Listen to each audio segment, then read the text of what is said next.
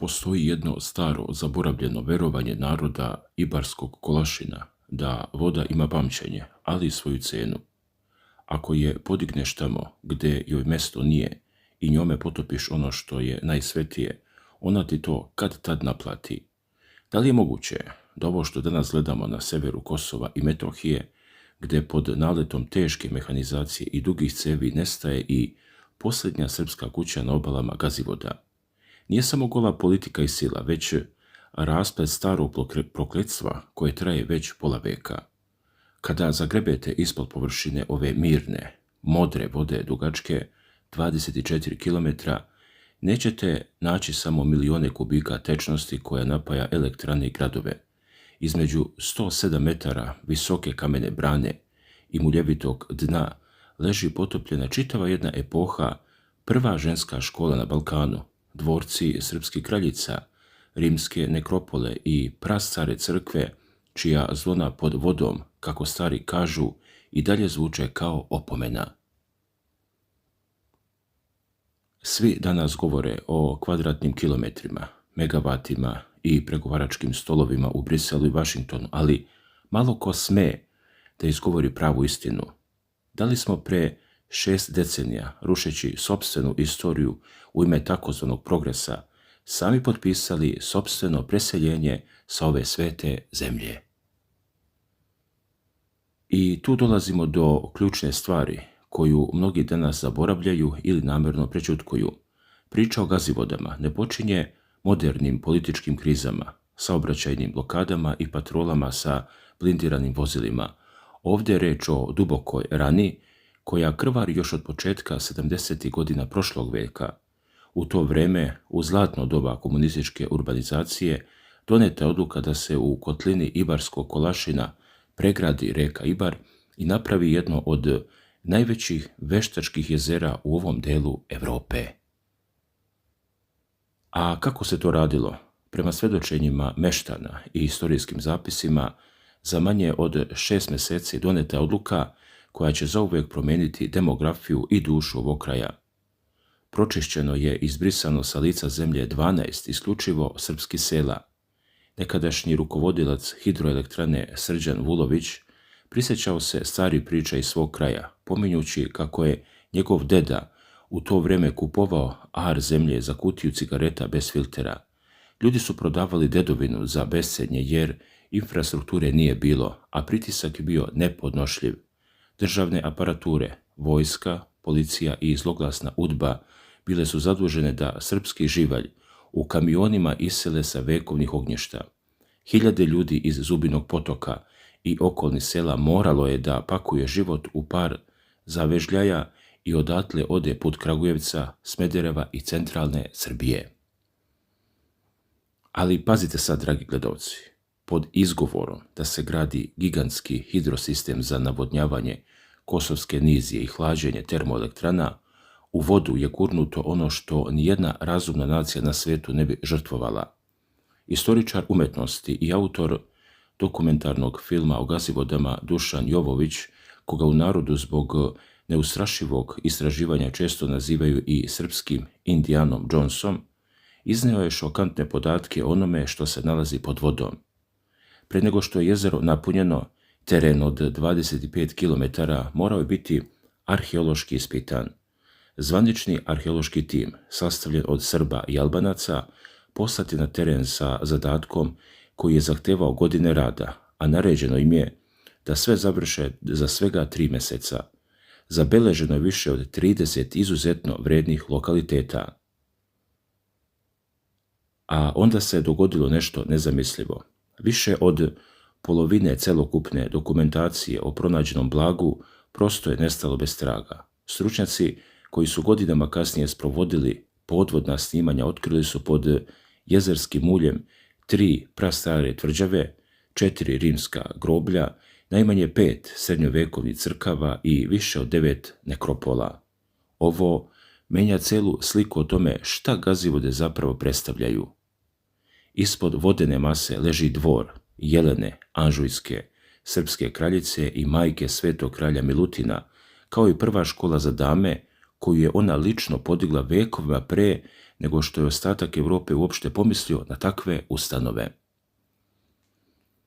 Također tu su ostali zatrpani rimski putevi i kulturno blago koje svjedoči da se renesansa novim prostorima događala i pre čuvenog Đota.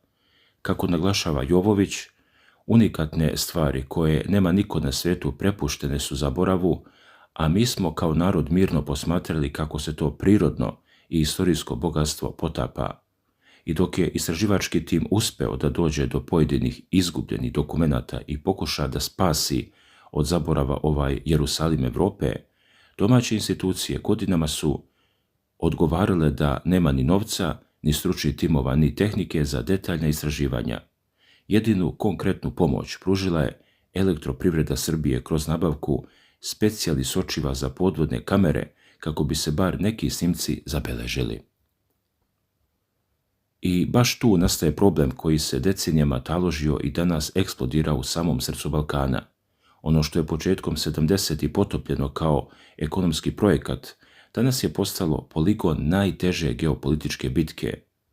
Akumulaciono jezero Gazivode zahvata površinu od oko 12 kvadratnih kilometara, oko 3/4 nalazi se na teritoriji opštine Zubin Potok na severu Kosova, dok se preostala četvrtina prostire na teritoriji opštine Tutin u centralnoj Srbiji, uz mali pristup obalama na području Novog Pazara.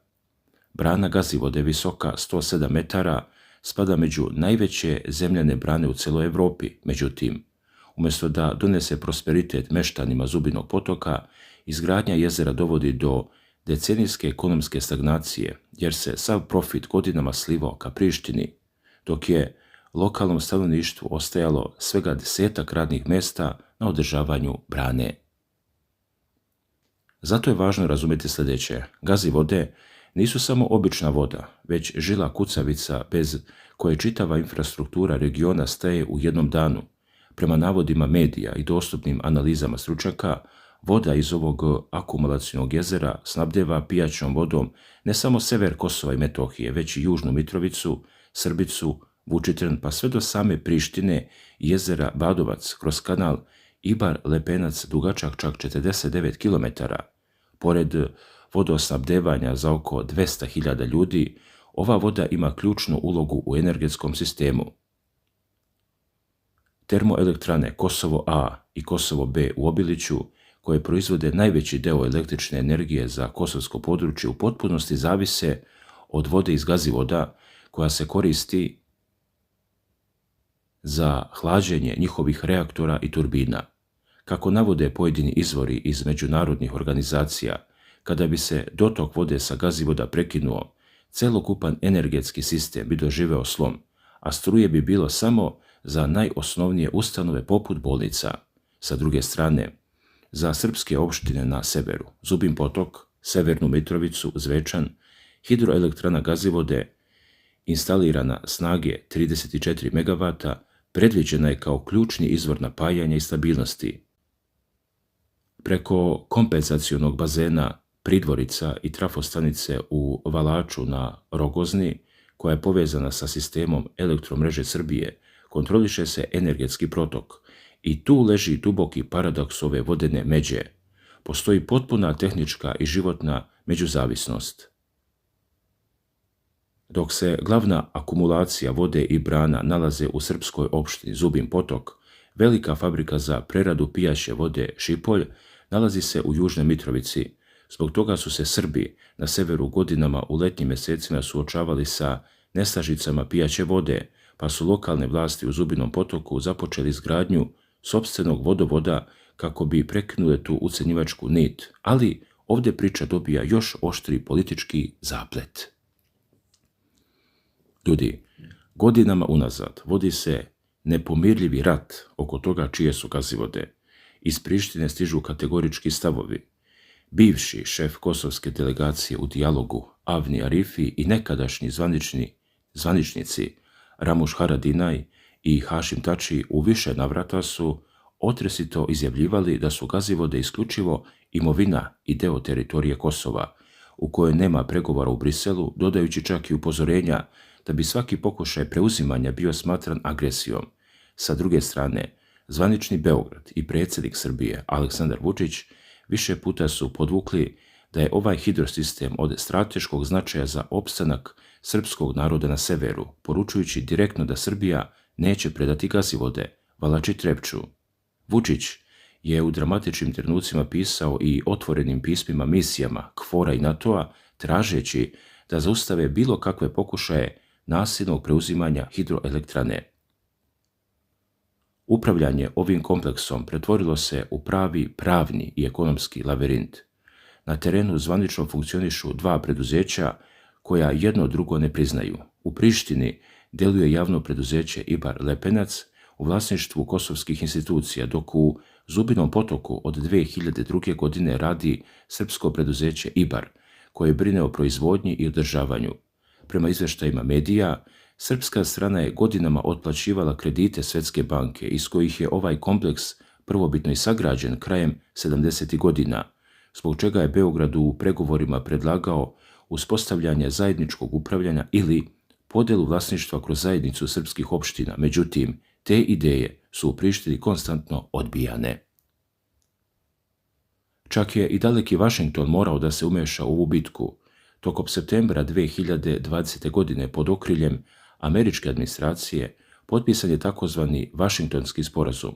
Kako prenosi BBC na srpskom, u jednoj od ključnih tačaka predviđeno je da američko ministarstvo energetike izradi studiju izvodljivosti o mogućnosti deljenja resursa jezera Gazivode za vodosnabdevanje i energiju. Koordinator nacionalnog konventa EU Dragiša Mijačić i analitičar Špetim Gaši ukazivali su tada na ogromnu važnost ovog resursa, napominjući da Gazivode čine čak 69% celokupne akumulirane vode na tom području. Zanimljivo je da su političari u Prištini, poput tada Ramuša Haradinaja, u prvom trenutku pretili i rušenjem tamošnje vladajuće koalicije ukoliko se potpiše sporazum koji predviđa deljenje vode sa Beogradom, dok su predstavnici opozicionog pokreta Samoopredeljenje Kurtija oštro kritikovali svaku pomisao da se o domaćim resursima pregovara sa Srbijom. I dok se u visokim diplomatskim krugovima godinama lomila sudbina sporazuma, studija i suvereniteta, na samim obalama jezera odvijala se tiha i bolna drama malog čoveka. Staro prokletstvo potopljenih svetinja kao da je ponovo došlo po svoj danak. Nedavno je kompanija Ibar Lepenac iz Prištine uz asistenciju policijskih snaga opremljenih blindiranim vozilima i dugim cevima započela bagerima rušenje srpskih vikendica i kuća duž obale jezera kod Zubinog potoka. Slušajte ovo, među onima čiji se dom našao na udaru teških mašina jeste i Vukola Tomović, izbeglica koji na tom mjestu živi još od 2012. godine. Dobivši rješenje o rušenju sa kratkim rokom, Tomović je svjedočio kako su mu policijski zvaničnici usmeno davali uverenja da mu kuća neće biti dotaknuta, da bi ubrzo pred njegovim vratima osvanuli bageri. Ja drugi dom nemam. Ako sam ja uzurpator na 3 ara placa koji je nekada pripadao Srbija šumama, onda neka ruše. Ja nemam gdje da odem, ovdje ostajem, izjavio je očajni Tomović za medije, dok su meštani pod žurbom iznosili svoje stvari pred policijskim kordonima.